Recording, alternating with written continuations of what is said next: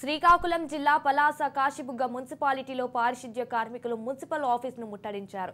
పారిశుధ్య కార్మికులు రోజుకో తరహాలో వినూత్న రీతిలో తమ నిరసనలు చేపడుతుండగా ఇవాళ కార్మికులు మున్సిపల్ కార్యాలయాన్ని ముట్టడిస్తూ రోడ్లపై ఫ్లోర్లు దండాలు పెడుతూ తమ నిరసన వెళ్లగక్కారు. అవుట్సోర్సింగ్ కార్మికులకు రెగ్యులర్ చేయాలని డిమాండ్ చేశారు. తమ న్యాయపరమైన డిమాండ్లను నెరవేర్చే వరకు విధులు బహిష్కరిస్తామని పారిశుధ్య కార్మికులు తేల్చి చెప్పారు.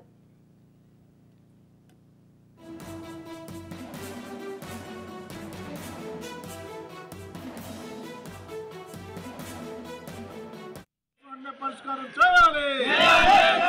సమస్యల పరిష్కారం అయ్యేదాకా పోరాడదాం. పరిష్కారం అయ్యేదాకా పోరాడదాం. కార్మికుల సమస్యలు అంటే పరిష్కారం చేయాలి. కార్మికులు గ్రాడ్యుయేటీ ఇవ్వాలి. కార్మికులు గ్రాడ్యుయేటీ ఇవ్వాలి. ఈఎఫ్ఐఎస్ సక్రమంగా అమలు చేయాలి.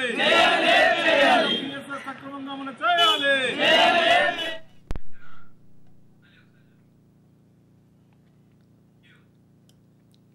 శ్రీకాకుళం జిల్లా పలాస కాశీబుగ్గ మున్సిపాలిటీలో పారిశుధ్య కార్మికులు మున్సిపల్ ఆఫీసును ముట్టడించారు.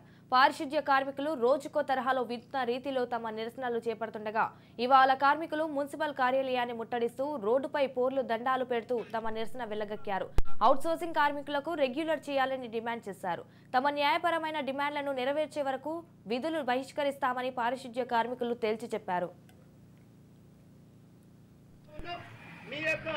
మీకు మాకు తగువ లేదు. ప్రభుత్వంతో మేము తగు పడుతున్న మాట్లాడుతున్నాము. చర్చించండి, పరిశోధించండి, ఆలోచించండి అని మనం చెప్తా ఉన్నాం. మన మీద కేసులు రాస్తారు. మనం ఏంటి అడుగుతున్నాం? మున్సిపాలిటీ రైట్, దీనిపై పూర్తి సమాచారం మా ప్రతినిధి సత్యనారాయణ ఫోన్ ఇన్ లో అందిస్తారు. చెప్పండి సత్యనారాయణ.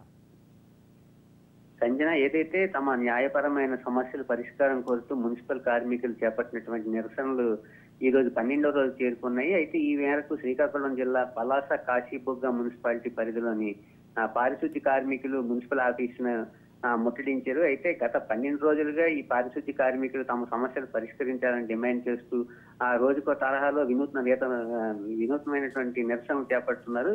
అయితే ఇందులో భాగంగా ఈ రోజు అయితే మున్సిపల్ కార్యాలయాన్ని ముట్టడిస్తూ పొర్లు తండాలు పెడుతూ వినూత్నంగా నిరసన చేపట్టారు. ఏదైతే సమాన పనికి సమాన వేతనం ఇవ్వాలని, అదేవిధంగా అవుట్ సోర్సింగ్ కార్మికులందరినీ కూడా రెగ్యులర్ చేయాలని చెప్పేసి వీరంతా కూడా డిమాండ్ చేస్తున్నారు.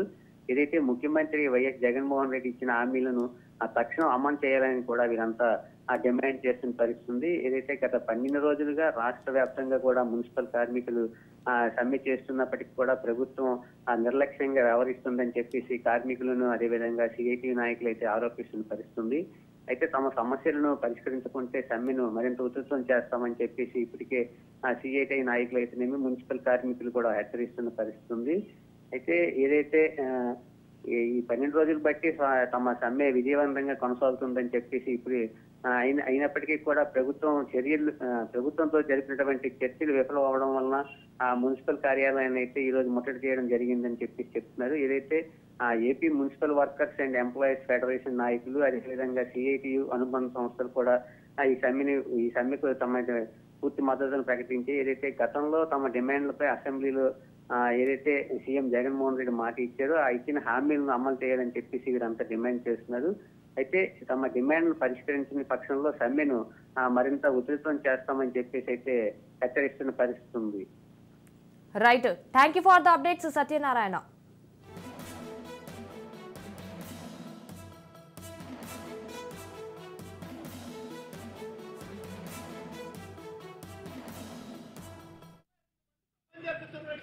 ఈ అధికారులకు సిగ్గుచాటు. వేతనాల గురించి మన హక్కుల గురించి మనం పోరాటం చేస్తున్నాం కాబట్టి పోలీసు వాళ్ళు వచ్చినా భయపడాల్సిన పని లేదు. పోలీస్ అధికారులకు కూడా అనేలకు కూడా నేను చెప్తా ఉన్నాం, మీకు మాకు తగువ లేదు.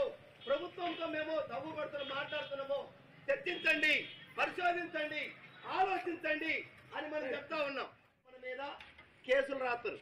మనం ఏంటి అడుగుతున్నాం?